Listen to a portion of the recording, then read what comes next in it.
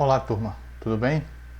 Bom, hoje vamos dar início à introdução às redes de computadores, especificamente abordando os modelos OSI e TCP/IP.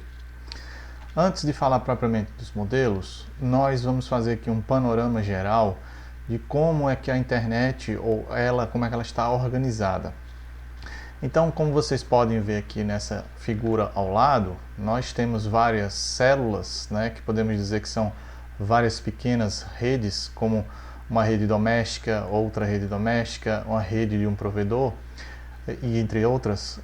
Elas têm vários equipamentos interconectados entre si e, como vocês podem ver elencado aqui à esquerda, nós temos computadores, temos servidores, notebooks, roteadores, modems, uma série de equipamentos, né, que estão compondo toda essa rede. Entretanto, é importante frisar três formas de posicionamento desses equipamentos, que esse posicionamento desses equipamentos são determinados pela função de cada um. Então, se formos analisar aqui os equipamentos que nós utilizamos, são os equipamentos que estão na borda da rede, ou seja, os computadores, os celulares, qualquer dispositivo que utilize a infraestrutura da internet para acessar os dados. Tá? Então essa borda da rede ela é composta por milhões de dispositivos. Tá? Se você for analisar todos os dispositivos que estão conectados à internet ao redor do mundo, são milhões de dispositivos. Então, normalmente esses dispositivos funcionam no modelo de comunicação cliente-servidor, certo? Então o cliente vai enviar uma informação para um servidor solicitando, né, algum dado, e esse servidor responde com essa informação. Então, para que isso ocorra, essa troca de informações, esses dispositivos eles têm que executar aplicações de rede, né, e, consequentemente, protocolos de rede, né, que os protocolos organizam ou regem a forma como eles vão se comunicar. Então, a borda da rede é considerada a periferia, tá? É onde nós, usuários, estamos, ok? Para que a informação ela possa fluir de uma região para outra, ou seja, como estava aqui no exemplo deste notebook para este servidor aqui em outra rede, é necessário que exista um mecanismo que leve a informação até lá, que é o que a gente chama de rede de acesso, né, que ela é proporcionada através de um meio físico. Então temos os meios físicos, que são os fios ou a comunicação sem fio, né, que leva a informação através de uma rede de acesso. A rede de acesso nada mais é do que a tecnologia que permite que essa informação saia de uma região e vá para outra região na rede. Ok? Então, para que essa rede de acesso possa funcionar, existem os enlaces de comunicação, né, que aqui na grande maioria do nosso cenário são enlaces com fio, embora nós tenhamos aqui alguns sem fio, né? Mas aí, os que são com fio, nós temos alguns exemplos como a fibra ótica, que hoje está sendo amplamente implementada nas redes, né, substituindo o antigo cabeamento por cobre, né, que o mais comum até alguns anos atrás era o cabo coaxial, certo? Então nós estamos usando mais a fibra ótica agora, a tendência é usar mais, até por causa das capacidades superiores, né, da fibra ótica, de maior capacidade de largura de banda, consequentemente maior velocidade e melhor qualidade de conexão. Temos também o uso do par trançado, da comunicação sem fio. A comunicação sem fio pode ser o próprio Wi-Fi, o WiMAX, que seria, entre aspas, falando, um Wi-Fi de longa distância. Temos comunicação via satélite, via rádio, entre muitas outras. Ok? Então, como eu já tinha dito, essas redes de acesso, esses enlaces, eles permitem interconectar os dispositivos da borda com os que estão no núcleo da rede, que é o que a gente vai falar agora, ok? Então, no núcleo da rede, como vocês estão vendo aqui em destaque, né, são os roteadores.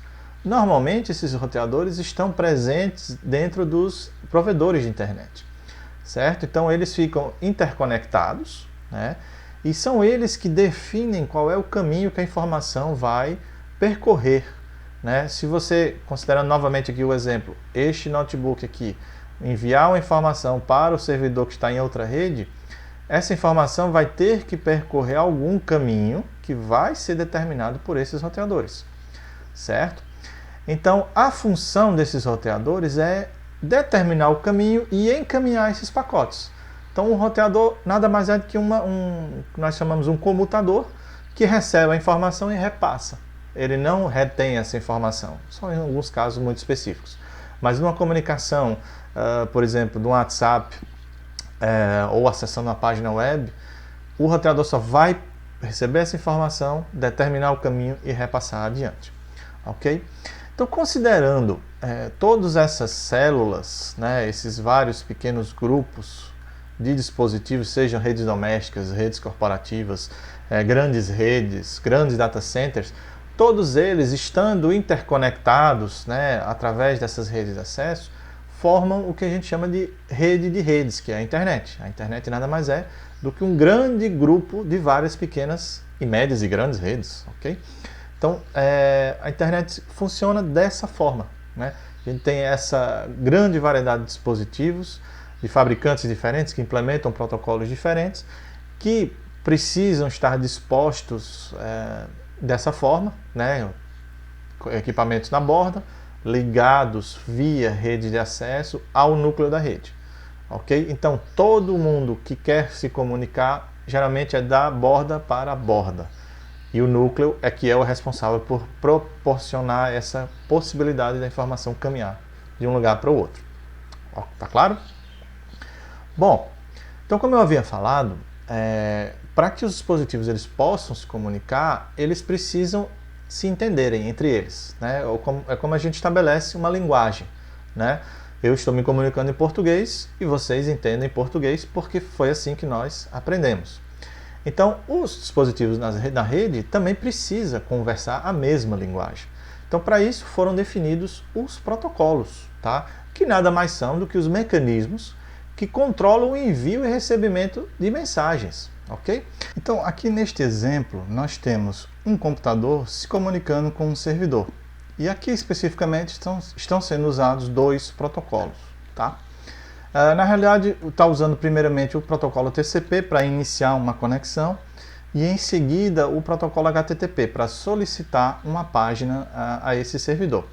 Então, nesse caso, o computador, no caso que é o cliente, vai enviar uma solicitação de conexão para o servidor. Cabe ao servidor aceitar ou não. Uma vez que o servidor aceita, né, ele responde, né, positivamente aceitando essa conexão e aí o cliente vai poder solicitar a página que ele está desejando. Se a página estiver disponível no servidor, ele vai responder com o conteúdo dessa página. Então, para que essa comunicação seja possível de ocorrer, ambos os dispositivos, né, tanto o cliente quanto o servidor, têm que implementar os mesmos protocolos para saberem o que um está solicitando ao outro e o que o outro vai responder. Ok? Então, aqui tem uma definição um pouquinho mais formal de que é o protocolo. Tá? Então, o protocolo define o formato e a ordem das mensagens que são enviadas e recebidas na rede e quais ações devem ser tomadas, né, quando ocorre a transmissão ou a recepção dessas mensagens. Então, por exemplo, nós aqui vimos neste cenário que o cliente solicitou ao servidor o início da conexão. Então, quando o servidor recebe esse pedido da conexão, ele vai tomar uma ação. Qual é a ação possível neste exemplo aqui? Ou ele aceita a conexão ou ele rejeita, ok? Da mesma forma, como ele aceitou, né, da mesma forma, quando o cliente pediu a página, o servidor vai receber e vai verificar se essa página existe. Qual é a ação? Verificar se existe, caso exista, envia para o cliente. Se a página não existir, ele vai retornar com um erro, então a ação vai ser retornar um erro, ok? Então tudo isso é definido no protocolo, seja o formato, a ordem dessas mensagens e quais ações devem ser tomadas, ok?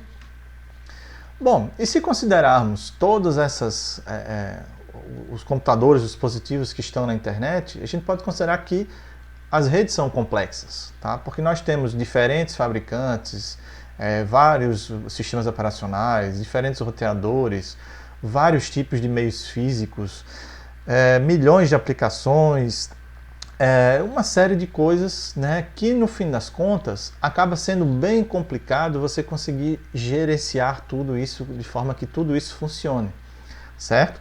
Então, aqui ficaria uma pergunta de como é que seria possível organizar a estrutura da rede com tantos componentes diferentes, né? Então, os engenheiros, né, que participaram da formação dos protocolos da internet criaram uma ideia de organizar os protocolos por camadas. Camadas seriam grupos de protocolos que desempenham determinadas funções. Ou seja, seria uma divisão para deixar cada um grupo responsável por determinada ação, ok? Então, a divisão, né, como está escrito aqui, permite definir grupos de tarefas e que cada um será responsável por oferecer um conjunto de serviços bem definidos, certo? Antes da gente passar propriamente para mostrar quais são essas camadas, só queria deixar um lembrete aqui que nas primeiras gerações de redes de computadores, as soluções elas eram proprietárias. O que isso significa? Significa que um fabricante, quando desenvolvia uma determinada solução, ele tinha que desenvolver todos os protocolos, desde a aplicação, que é um caso mais alto nível, até os de mais baixo nível, como a camada de enlace e o nível físico, certo? E o que acontecia? Um determinado fabricante A fazia a sua solução e um fabricante B também fazia a sua própria solução, mas A e B não conversavam. Então, se você dentro de uma empresa tivesse as duas soluções A e B, né, implantadas, você não iria conseguir compatibilidade entre essas duas soluções, justamente porque não existia nenhum conjunto de regras que definia como é que A deveria ter fabricado e como é que B deveria ter fabricado, certo? Então,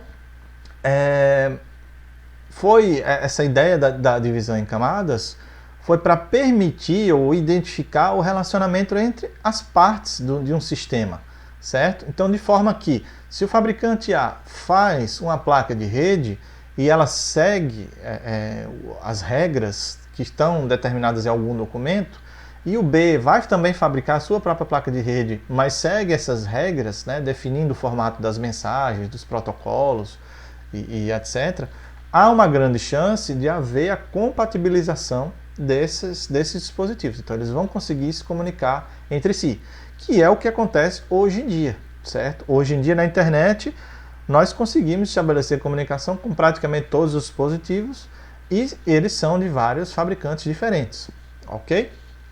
Então, essa divisão em camadas, ela facilita também a manutenção e a atualização do sistema, certo? Porque você consegue simplesmente alterar uma determinada funcionalidade que pertence a uma camada sem alterar as demais camadas, certo? Você não precisa trocar todo o seu hardware, todo o seu equipamento, toda a sua solução da rede por causa de uma atualização, o que não era possível antigamente, quando as soluções eram proprietárias. Então vamos supor que você tem um servidor web que está rodando uma página, um serviço, e de repente você precisa fazer uma alteração nesse serviço. Você altera uma imagem, um formulário, alguma coisa do tipo, e coloca no ar novamente. As pessoas que acessavam e acessam esse seu serviço, essa sua página, não vão precisar trocar o equipamento delas para poder acessar, certo? Por quê? Porque essa alteração foi apenas a nível de aplicação, não interferiu nas demais camadas do sistema, certo?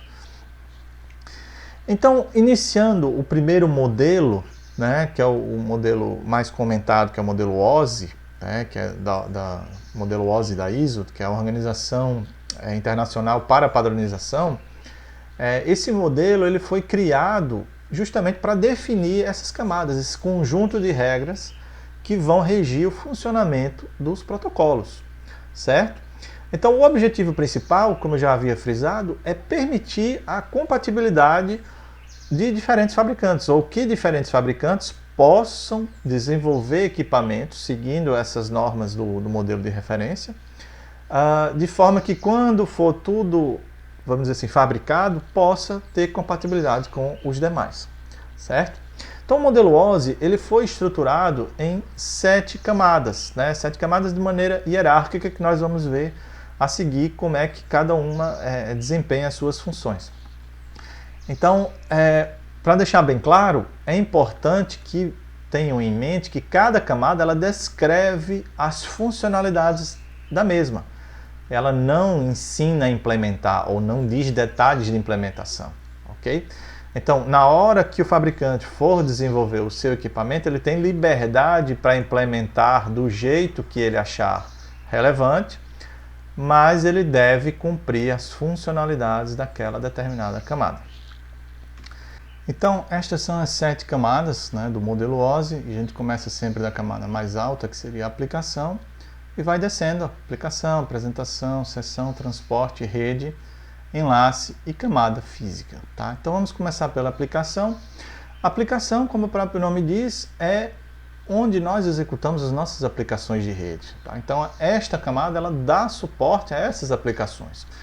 Então ela é onde executa, ou onde são executados os protocolos que a gente mais utiliza, seja o WhatsApp, o protocolo de acesso a páginas web, que está aqui elencado pelo HTTP, o SMTP para envio de e-mails, o Facebook e vários outros serviços, né? Ou seja, onde o usuário está utilizando a comunicação é na camada de aplicação. Além disso, a camada de aplicação ela provê, né, uma interface entre um determinado programa e a pilha de protocolos inferiores. Na realidade, é sempre a comunicação de uma camada para a camada imediatamente abaixo, certo? Então, nós, como usuários, utilizamos a aplicação, preenchemos a informação nessa interface, nesse programa, e quando desejamos fazer o envio, essa mensagem ela vai ser enviada para a camada da apresentação, que é na camada da apresentação que ocorre uma série de outras funcionalidades, como a definição da representação dos dados que estão sendo enviados. Então, por exemplo, se você está utilizando alguma codificação, alguma linguagem fora do padrão, como por exemplo, se a gente for utilizar um alfabeto em japonês, por exemplo, quando você for enviar essa informação, a camada de apresentação vai determinar qual é esse alfabeto e vai preencher essa informação no cabeçalho dessa camada. Já vamos falar um pouquinho adiante como é que é essa questão de cabeçalhos, dizendo, né, que aquela mensagem está escrita em japonês. Mas para que isso? Para que quem for receber essa informação, ele possa ler o conteúdo dela. Se você recebe uma mensagem e você não sabe identificar que conteúdo está ali escrito, né? Você não sabe ler que aquilo é japonês, você vai olhar aqueles desenhos e vai achar que é chinês, que são completamente diferentes, você vai tentar interpretar a tua mensagem em chinês, mas não vai dar certo. Pode sair um conteúdo completamente diferente do que você deveria ter lido. Então, a função principal aqui é definir como é que você vai interpretar esses dados, ou seja, como é que os dados estão representados, certo? Então aqui também você pode definir o tipo de cifragem, se os dados estão encriptados ou não. Se estiverem encriptados, ela vai dizer aqui na camada da apresentação. E se está utilizando algum tipo de compressão de dados, né? E aí, para você poder interpretar esses dados, ele tem que lhe dizer qual é o modelo ou qual é o algoritmo de compressão que foi utilizado, ok?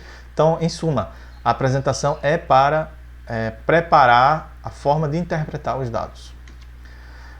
Passando para a camada mais abaixo na sequência, é a camada de seção. A camada de seção ela serve para sincronizar os dispositivos que estão se comunicando. Então, na realidade, ela serve basicamente para, quando um dispositivo inicia uma conexão com outro, fica estabelecida uma seção durante um determinado tempo, em que os dados eles vão ser trocados, mas como essa seção está estabelecida durante aquele intervalo de tempo, não vai ser necessário ficar iniciando novas conexões. A seção está estabelecida e aí a troca de informações ela ocorre naturalmente. Se houver algum erro, alguma falha, fica muito mais fácil de fazer a recuperação dos dados, né, como vocês estão vendo aqui, recuperação de dados em um diálogo, porque aquela seção ela guarda normalmente o histórico do que foi trocado de informações.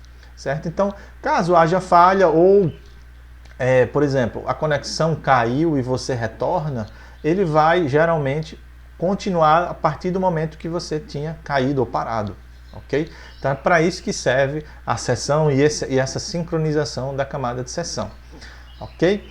Então, cito um exemplo muito comum, é quando nós acessamos o SIGA-A, vocês ganham um determinado tempo, né? Se eu não me engano, é em torno de 25 minutos, que é o tempo que você estabeleceu como sessão com o servidor. Na realidade, quem estabelece isso é o servidor com o cliente, ok? Então, o Cigar cria uma sessão de 25 minutos com você.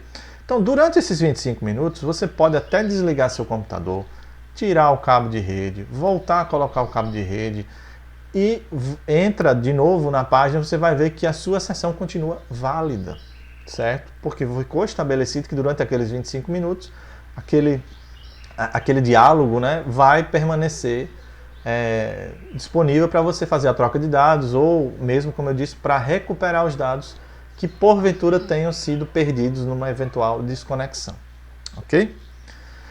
Continuando aqui, a próxima camada é a camada de transporte. Como o próprio nome diz, transporte, ela faz o transporte ou a transferência dos dados de um processo para outro, né, que normalmente chamamos processo a processo ou fim a fim, tá? Então, assim, quando você tem uma aplicação rodando, ela pode ser um ou vários processos, né? Eu cito como exemplo o navegador do Google, o Google Chrome. Quando você executa, ele abre vários executáveis lá no teu gerenciador de tarefas. Então são vários processos na tua rede, no teu sistema operacional. Então esses vários processos, eles podem ou não se comunicar, tá? Então, neste caso específico do Google Chrome, eu posso ter um processo que fica especificamente só verificando atualizações do navegador lá no servidor do Google. Ou então eu abri uma página do Facebook e ele fica com esse processo só dedicado a essa página do Facebook. Então, o que vai acontecer? O processo que ficou dedicado, por exemplo, para atualizar o Google Chrome junto aos servidores do Google, ele vai ficar fazendo a transferência da informação do meu processo para o processo que existe lá no servidor do Google, que é o que é responsável por enviar os dados para mim depois para fazer a atualização. Okay? Por isso que a gente chama de fim a fim, entre uma ponta e a outra, né? Quando você estabelece uma conexão num site, você está estabelecendo uma conexão do seu processo navegador, com o processo servidor lá do outro lado. Ok? Então aqui na camada de transporte existe também a questão da gerência da conexão. Então a gente vai estudar dois protocolos, né, como o TCP e o UDP, que são os principais. Se a gente considerar que o TCP, ele tem controle de conexão, então ele vai ser responsável por abrir ou fechar a conexão. Já no UDP, isso não ocorre, não há abertura nem fechamento, ok? Então, aqui, dependendo do protocolo que estiver sendo utilizado de transporte, você vai ter essa gerência da conexão, bem como também o controle de erro e de fluxo de dados, certo? Caso haja algum erro na transferência, o próprio TCP vai ser responsável por tentar recuperar esses dados, certo? Ou corrigir esses erros, né? E também, entre outras muitas funções, aqui está só um breve resumo, a camada de transporte ela também pode fragmentar as mensagens que vêm das camadas superiores, certo? Em unidades menores, caso seja necessário. Então, se uma mensagem é muito grande, você vai enviar uma mensagem de vários megabytes, a pilha de protocolos, nesse caso aqui, especificamente na camada de transporte, ela não tem uma grande capacidade de absorver mensagens maiores que mega, né, por exemplo. Então ela vai fragmentar em tamanhos menores, né, para que facilite o processamento e possa fazer o rápido envio e também enviar por caminhos diferentes. Embora a questão do envio de mensagens não seja de responsabilidade da camada de transporte. O envio é aqui na camada de enlace e também na camada física, que nós já vamos falar adiante, tá? Mas aqui, essa fragmentação permite você ter tamanhos menores para rápido processamento, ok? Isso aqui também foi criado há muitos anos atrás porque, como eu disse, os dispositivos não tinham, eram de fabricantes diferentes e não tinham tantos recursos computacionais como nós temos hoje. Então era comum encontrar dispositivos que tem pouquíssima memória para processar a informação, então a fragmentação, essa quebra em tamanhos menores, serve justamente para esses dispositivos de capacidade menor de poderem transmitir ou terem capacidade de transmitir a informação. Em seguida, nós temos a camada de rede, e a camada de rede é onde nós temos a parte de endereçamento lógico, né, que é do dispositivo de rede. Então, como por exemplo, o endereço IP, né, aqui temos um IP fictício, né? E todos os dispositivos que estão na rede e têm um endereço IP, eles têm um endereço lógico, ok? Esse endereço, como alguns podem pensar, é o endereço que você vai fazer a sua conexão. De fato, você se conecta ao dispositivo que tem aquele endereço IP, mas não é na camada de rede que ocorre a conexão. Como eu disse, a conexão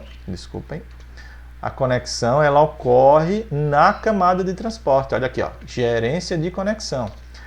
A camada de rede é só um indicativo de onde está o dispositivo que você quer se conectar. Lembrando que esse endereçamento lógico, ele é único na rede, né? Então, cada dispositivo na rede só deve ter um único IP, né? Não existem IPs repetidos na mesma rede.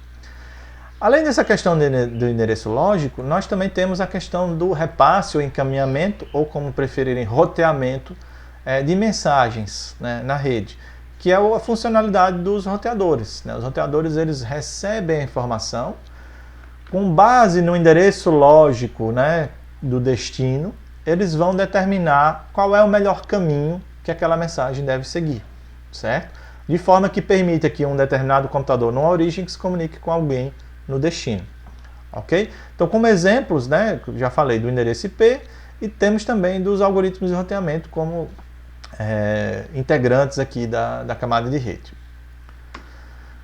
Continuando, a gente tem a camada de enlace, tá? A camada de enlace, ela também faz a transferência de dados, ou seja, é onde é feita a preparação do quadro, né, de dados para o envio. Só que, diferentemente da camada de transporte, aqui a preparação é só para a camada física poder enviar a informação. E tem uma particularidade interessante, que a camada de enlace, ela apenas faz a transferência de dados entre os seus vizinhos, certo? Então, essa transferência ela ocorre com base nos endereços físicos, né? O endereço MAC, né? Como alguns conhecem. Neste exemplo aqui, né? Temos o endereço MAC, que a notação dele é hexadecimal de 48 bits, que basicamente todas as placas de rede, ou todos os dispositivos de rede, sejam eles com fio, sem fio, que são fabricados no mundo, têm o seu endereço MAC único, né? Não existem endereços MAC repetidos, ok?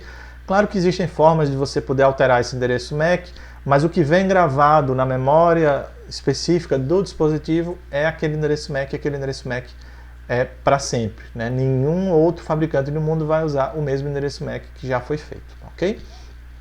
Então, diferentemente aqui da camada de rede, em que a gente tem o endereço IP único na rede e eu me preocupo com a comunicação entre uma origem e um destino, eu não fico preocupado por onde a minha informação vai passar. Então, eu cito como exemplo, pego o meu computador e vou me comunicar com alguém que está na China. Eu pego o IP do computador lá da China e envio a informação simplesmente. Eu não sei se a minha informação vai passar pelo Ceará, por São Paulo, por Miami, qualquer outro lugar até chegar na China. Eu simplesmente quero que a minha informação chegue, não é isso? Porém, isso só ocorre quando a gente define na camada de rede o fim a fim. Eu não vou me preocupar com o meio. Quando eu quero saber por onde é que passou a informação, aí eu tenho que observar como é que a camada de enlace trabalhou, certo?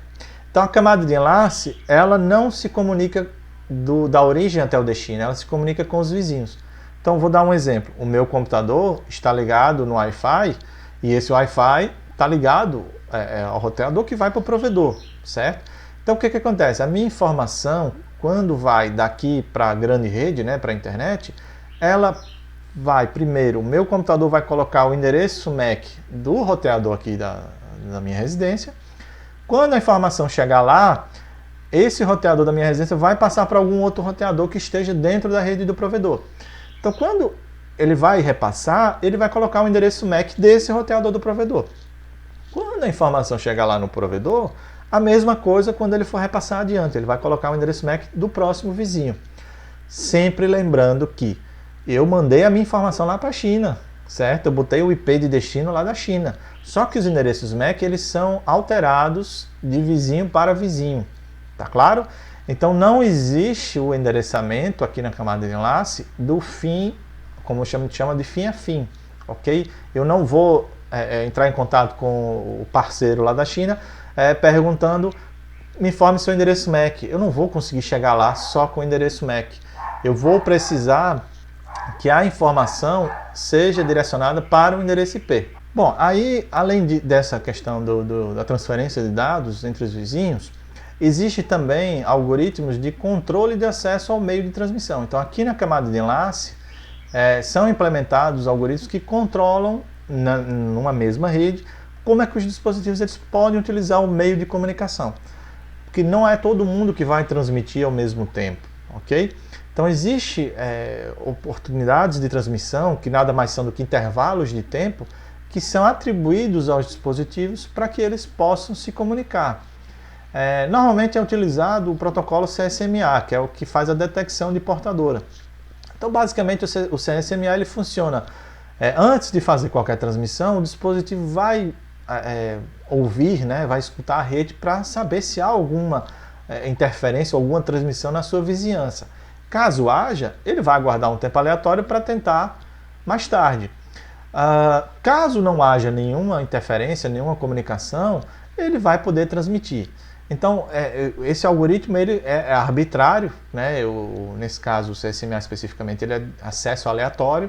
Existe também os de acesso controlado, mas vamos falar só desse como exemplo, em que cada dispositivo vai conseguir transmitir na rede, dado essa escuta, né? Verificação se o meio está livre ou não. Então, isso é implementado apenas na camada de enlace. Então, de nada adianta, por exemplo, você preparar toda a tua aplicação, mandar todos os dados, se você não conseguir chegar aqui na camada de enlace e ganhar acesso ao meio de transmissão, né? Você não vai conseguir transmitir, né? Às vezes a gente culpa, a minha aplicação não está funcionando. Às vezes não é só a culpa da aplicação, é a sua placa de rede lá que não está conseguindo ganhar acesso, né, para poder transmitir. Além disso, aqui no enlace também é feito o controle, né, e a correção de erros, né, onde é verificada a integridade das mensagens, se algum bit foi alterado. Então, existem algoritmos matemáticos que verificam essa integridade dessas mensagens, tá? E aí o controle ocorre se vai ser necessário fazer uma correção ou uma retransmissão dos dados. O mais comum é fazer a retransmissão. Ocorreu a falha, aquela mensagem não está íntegra, então solicita retransmissão. Ok? Então, como exemplos aqui de protocolos de enlace, nós temos o Ethernet, que é o mais conhecido como protocolo cabeado, né, que a gente utiliza. O próprio Wi-Fi, né, que aqui a representação simbólica dele, numérica, é o I3E802.11. Temos também o Bluetooth, né, que é o I3E802.15.1 e todos os outros, né, muitos outros. Tá? Então, a próxima camada é a última, vamos dizer assim, é a camada física, onde a gente propriamente fala que são os bits no fio. Ou seja, quando a tua informação ela chega na camada de enlace, ela vai ser preparada de uma forma que componha um quadro, que é um quadro de dados. Esse quadro de dados já contém todas as informações necessárias para que a informação ela trafegue na rede. Ou seja, já vai ter todas as informações da aplicação, da apresentação, sessão, transporte, rede e o que o próprio enlace também inclui, né? Então, camada física nada mais vai fazer do que pegar esse conjunto de bits que compõe todo esse quadro e transmitir, né, de acordo com o meio físico, né, que está sendo utilizado. E aí entram as questões de modulação de sinal, qual é a tecnologia que está sendo utilizada, se é fibra óptica, então utiliza feixes luminosos, né, feixes de luz. Se está utilizando cabo coaxial, então vai usar impulsos eletromagnéticos e assim vai. Se for uma comunicação sem fio, é ondas de rádio, né, e etc. Ok? Então, basicamente, essas são as 7 camadas que o modelo OSI, né, como eu disse, é um modelo de referência, especifica. Então, se você considerar essas 7 camadas, você pode se perguntar como é que a comunicação funciona, né, com essa divisão, né? Eu tenho lá a minha mensagem na minha camada de aplicação, como é que ela vai descer para as camadas de baixo, tá? Então, a isso nós temos, como vocês podem ver aqui na animação à direita, nós temos um processo que a gente chama de encapsulamento das mensagens. Ou seja, quando você vai fazer uma transmissão, ou seja, você está enviando a sua informação, você origina a mensagem lá na camada de aplicação e ela vai descendo para cada uma das camadas E cada uma dessas camadas, ela acrescenta uma informação que é o cabeçalho, né, como eu havia falado anteriormente. Então esse cabeçalho, ele só, em cada uma das camadas, ele acrescenta informações específicas daquela camada. Então, por exemplo, eu pego a minha aplicação, escrevi japonês. Quando passar para a apresentação vai colocar um cabeçalho dizendo que está escrito em japonês. Depois, quando passa para a camada de sessão, vai ter a informação referente à sessão, de quanto tempo, por exemplo, eu preciso para estabelecer aquela comunicação, né, para a sessão ficar estabelecida. Depois, quando sai da sessão, vai para a camada de transporte, vem um novo cabeçalho dizendo se eu estou usando o protocolo TCP ou UDP, por exemplo. Depois, quando desce para a camada de rede, acrescenta as informações onde é o endereço de origem e o endereço IP de destino. Quando desce para... tem outras informações também, estou falando bem resumidamente. Quando passa da rede para enlace, a mesma coisa, enlace vai acrescentar as informações referentes ao endereço MAC de origem e o endereço MAC de destino, com as aspas. O destino, no caso, o próximo vizinho, ok? Nada tem a ver com o endereço de destino, que é o que está definido lá no IP. É o destino para onde esta mensagem que acabou de ser construída vai, ou seja, para o meu próximo salto, né, meu próximo vizinho. E por fim, né, camada física que faz o envio da informação. Então todo esse processo de acrescentar informações a gente chama de encapsulamento, né? Eu tenho uma outra animação que é mais intuitiva para vocês entenderem esse acréscimo dessas informações. Já no caso da recepção da informação, ou seja, quem está recebendo, o processo é ao contrário. Eu recebo a minha informação, como vocês estão vendo aqui, a seta, eu recebo a minha informação na camada física, passo para a camada de enlace, e a camada de enlace vai ser responsável por consultar o cabeçalho daquele quadro, para verificar a integridade da mensagem, fazer o controle de erros e poder determinar se aquela mensagem está sendo processada, que eu vou processar agora, é para mim mesmo. Ou seja, eu vou verificar se o endereço MAC é o endereço MAC meu que eu, no caso, estou recebendo, sou o destino. Depois que ele lê as informações do cabeçalho de enlace, ele passa para a camada de rede vai ler as informações referentes à camada de rede, e assim vai, tá, até chegar na aplicação. Então, esse processo de ler a informação e passa para cima, para as camadas superiores, é o processo que a gente chama de desencapsulamento, ok? É quando a gente vai retirando as informações específicas de cada uma das camadas. A animação que eu falei para vocês é esta aqui, né? Eu tenho dois dispositivos, né, um host A e um host B, que estão interconectados por um switch e um roteador, ok? E nós vamos enviar uma mensagem desse computador A para o computador B. Como vocês podem ver, essa mensagem foi gerada aqui. E nós vamos ver ou acompanhar a viagem, vamos dizer assim, dessa mensagem, recebendo os cabeçalhos referentes a cada uma das camadas e trafegando na rede até chegar no destino. Claro que aqui é um exemplo bem simplificado, mas é suficiente para compreender esse funcionamento. Então, eu gerei minha mensagem, né? Eu tenho lá uma determinada informação, vamos dizer que eu mandei um oi, né? O conteúdo dessa minha mensagem é oi.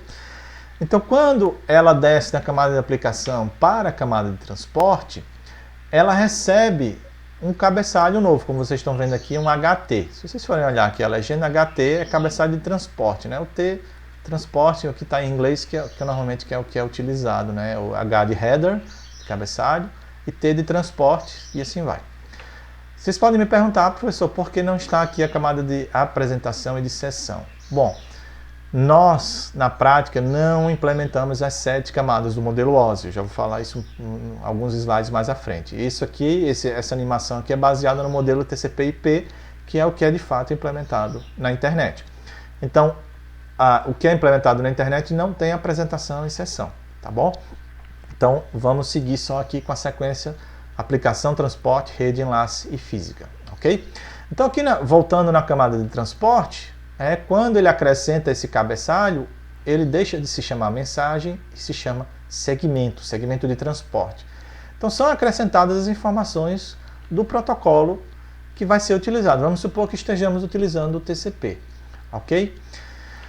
E aí, Passa para a camada de rede também vai acrescentar o seu cabeçalho, como vocês estão vendo aqui, que é o HN, a N de Network, e aí toda aquela mensagem de transporte está sendo colocada, né, dentro de um datagrama, certo? Que é um datagrama IP, ou seja, o que era segmento, ele virou datagrama. Para tentar ilustrar melhor o que é o encapsulamento, eu tenho aqui um exemplo. Deixa eu pegar logo o transporte. Eu tenho aqui um exemplo do que é um segmento de transporte. Então, quando você gerou a tua mensagem lá na camada de aplicação, este é o cabeçalho de transporte que vai ser anexado à sua mensagem. Na realidade, não é anexado, é ao contrário. A sua mensagem ela vai ser colocada dentro deste campo de dados, apenas dentro do campo de dados de um cabeçalho de segmento TCP. Ok? Então, todas as informações que vocês estão vendo aqui são referentes à camada de transporte, no caso ao TCP. O que vem lá da camada de cima, a camada de transporte, só são os dados, o OI, né? Aquele OI que eu mandei, certo? Este segmento de transporte, todo ele, quando passar para a camada de rede, ele vai virar um datagrama. Então, o que é virar um datagrama?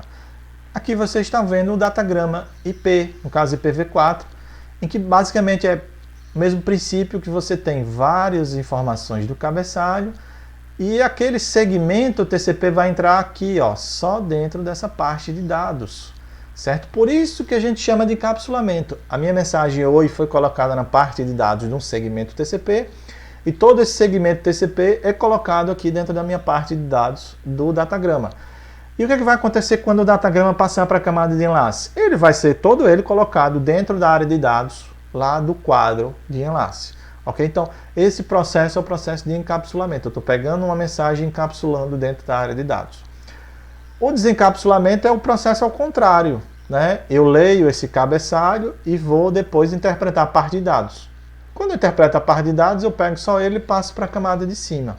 Faço a mesma coisa, interpreto o cabeçalho que veio dessa parte de dados, retiro e vou passando para as camadas superiores até chegar onde tem que chegar, que é a camada de aplicação. Tá claro isso?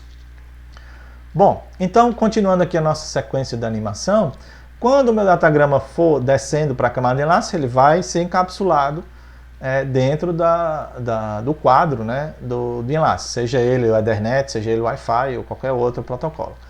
Então, como eu disse, ele de datagrama passa para quadro, tá? Então, o quadro é o que é efetivamente enviado para a camada física e vai continuar na rede.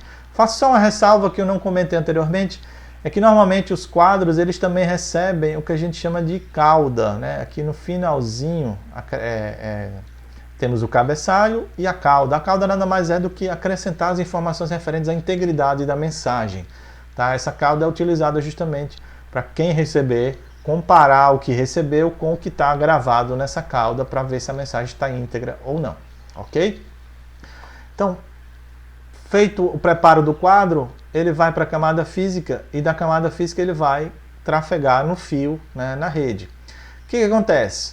Ele vai chegar lá no switch, né, que é o próximo vizinho, e aí o switch, como vocês estão vendo aqui, ele só implementa duas camadas. Nós vamos ter uma aula específica só de equipamentos de rede, nós vamos ver essa questão de quais equipamentos implementam quais camadas. Então aqui na camada física ele recebeu esse quadro, passou para a camada de enlace e ele vai processar somente a informação do cabeçalho de enlace, porque ele só tem a camada de enlace para isso. Ele não vai ler informações de rede, nem transporte, nem o conteúdo da mensagem neste nível aqui, neste nível de enlace. Porque se ele implementasse as demais camadas, aí sim ele poderia ler. Neste caso, ele só vai ler essa informação. Então, como eu estou dizendo aqui, ó, o cabeçalho de enlace ele não vai ser removido, porém ele é lido para determinar em qual porta do switch deve ser encaminhada essa mensagem. Por quê? Lembrem que na camada de enlace, quando eu preencho as informações aqui, eu me preocupo com o endereço MAC do meu vizinho. Normalmente os switches não têm endereço MAC, então o meu vizinho seria esta porta, né, esta entrada aqui do roteador, porque veja, eu estou ligado a um switch, o switch está ligado diretamente ao roteador. Mas Isso, de certa forma, é como se eu tivesse, aspas, né, uma ligação direta desta porta com o computador. Então, o computador vai enxergar o endereço MAC desta porta, não o endereço MAC do switch, tá bom? Então, quando eu gerei a minha mensagem aqui, eu preenchi com o endereço MAC do switch. Eu só esqueci de dizer que aqui na camada de rede eu preenchi com o IP do host B, mas na camada de enlace eu preenchi com o endereço MAC do roteador. Para quê? Para que essa minha mensagem ela possa chegar no switch, já que o switch ele não lê IP, ele só lê endereço MAC, e ele possa determinar como é que a informação vai chegar nesse roteador.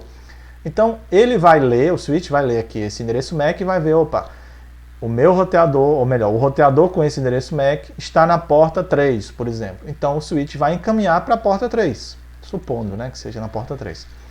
E aí, o que vai acontecer? O quadro vai rolar na rede, né? Vai caminhar e vai chegar lá no roteador. O roteador vai fazer a mesmíssima coisa. Vai receber a camada física, vai ler o cabeçalho de enlace, só que percebam, o roteador implementa a camada de rede. Diferentemente do switch, o roteador implementa até a camada de rede, também não implementa as camadas superiores.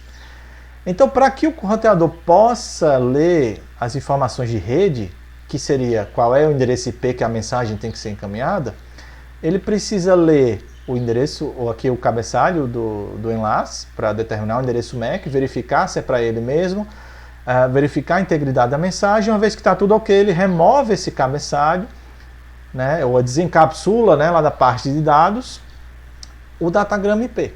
Aí o datagrama IP agora vai ser processado, né, na camada de rede. Ele vai determinar qual é o endereço IP que está gravado aqui, ou seja, o endereço IP ele não mudou, né? O endereço MAC ele é sempre mudado, mas aqui, neste caso, o endereço IP é da origem até o destino, não mudou. Então, ele lê essa informação, ok? Vai determinar qual é o caminho, neste caso só existe um caminho único, mas se existissem outros, ele ia dizer para onde é que vai ser enviado.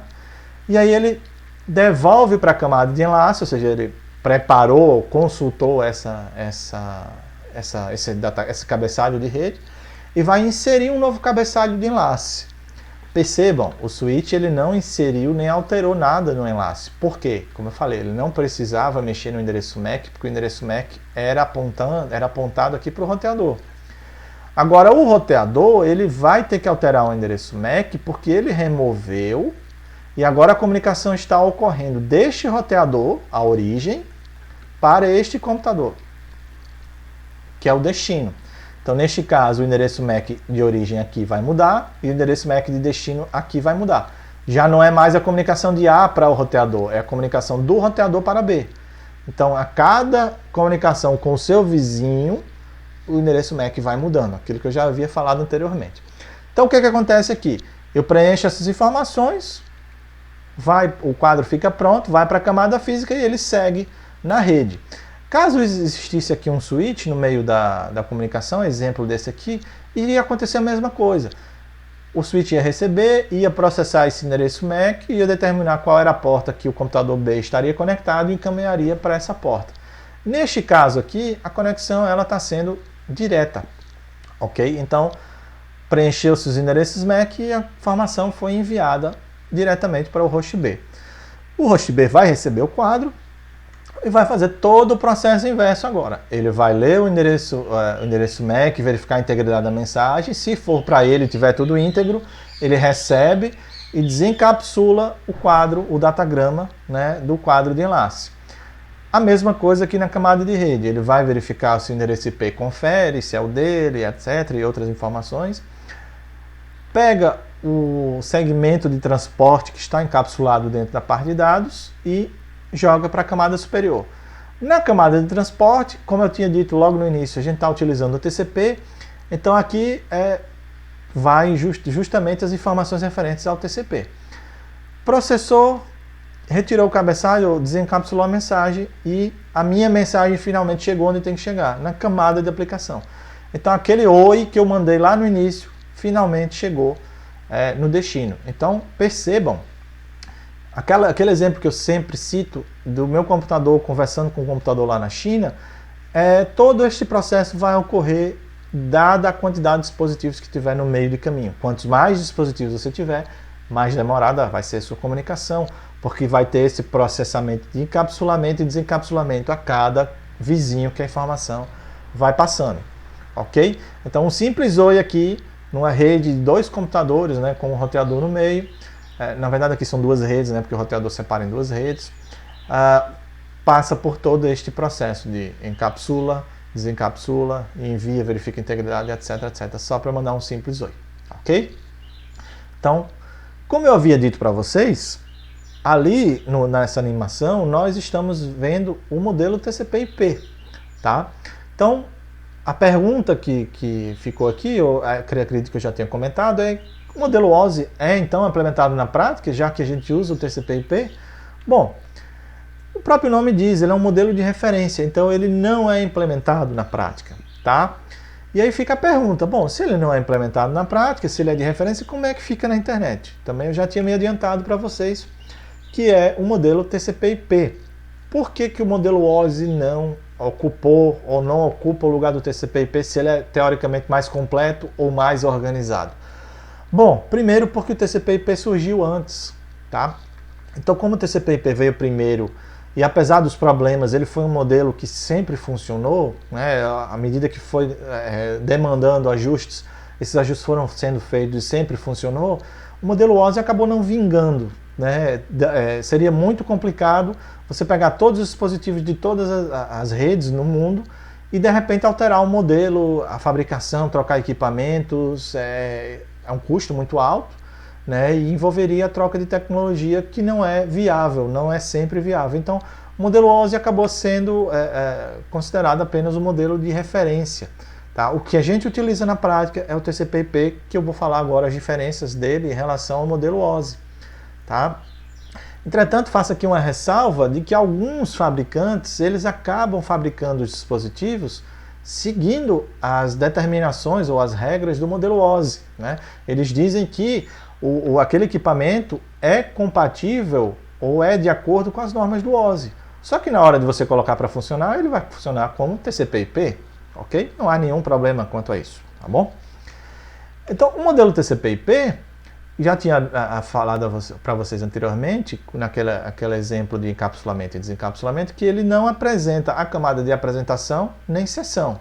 Então, na prática, nós só temos a camada de aplicação, em seguida a de transporte e rede, mas na realidade a de rede ela tem outro nome, ela se chama de interredes. Tá? Isso aqui eu estou falando para vocês do modelo teórico do TCP/IP. Na prática, que eu vou mostrar daqui a pouquinho, vocês vão ver pequenas diferenças que normalmente interredes ou camada de rede vai dar na mesma situação. Ok? E a camada de enlace física, ela é chamada de host rede. Então, na prática, o modelo TCP/IP ele só tem 4 camadas, porque ele não especifica nada referente à camada física. Isso quer dizer que eu posso utilizar a camada física qualquer dispositivo, qualquer hardware, né? Qualquer meio de comunicação, seja com fio, sem fio, qualquer hardware, como eu falei, não há nada especificado nesse modelo. Então, as funcionalidades são as mesmas, tá? Host rede seria as funcionalidades da camada de enlace, interredes, a camada de rede, transporte de transporte, como estudamos, e a camada de aplicação das aplicações de rede. Porém, né, como não há a camada de apresentação nem de seção, essas funções que eu apresentei para vocês anteriormente, elas podem, se necessário, serem implementadas na própria aplicação. Então, como exemplo, o SIGA, né, quando você faz o login, fica aquela seção estabelecida, isso está sendo feito a nível de aplicação. Tá? A tua aplicação, ou a aplicação no caso do SIGA, é que determina essa função da seção, bem como a questão da apresentação. Se vai apresentar o alfabeto de um jeito diferente ou não, se os dados estão encriptados ou não, ou seja, tudo isso vai ser, vamos dizer assim, incorporado na camada de aplicação. Ok? Então, considerando o que é implementado na prática na internet, nós temos estas 5 camadas, né? Embora eu falei para vocês, a camada física ela não é regida ou não tem umas regras específicas no modelo TCP/IP, mas ela é necessária. Sem a camada física a gente não consegue fazer a nossa transferência de informações. Então, na prática, a gente tem uma camada de aplicação, aqui está representada com um retângulo maior, né, justamente para ilustrar que ela absorveu as funcionalidades, se necessário, tá, da camada de apresentação e de sessão. Então, nós temos aplicação no nível mais alto, em seguida de transporte, a camada 3, internet ou rede ou interredes, tá? O modelo define assim, mas não é errado dizer que é a camada de rede, né? E ao longo aqui do nosso curso vamos sempre utilizar a camada de rede, por uma questão de simplicidade, mas faz as mesmas funções, ok? De endereçamento lógico, IP, roteamento e etc. Depois, em seguida, temos a camada de enlace, com as mesmas funcionalidades, e a camada física. Tá? Então, este é o modelo que nós vamos trabalhar ao longo do curso, que também foi o mesmo modelo que vocês viram naquela animação agora há pouco. Ok? Então, pessoal, basicamente, as diferenças entre o modelo TCP e o modelo OSI são essas duas camadas. E como eu falei para vocês, o TCP/IP é o que é utilizado na prática. O modelo OSI é um modelo de referência, mas ele serve para nortear as funcionalidades de determinados protocolos e determinadas comunicações em rede. Ok? Então a gente se vê na próxima aula. Valeu!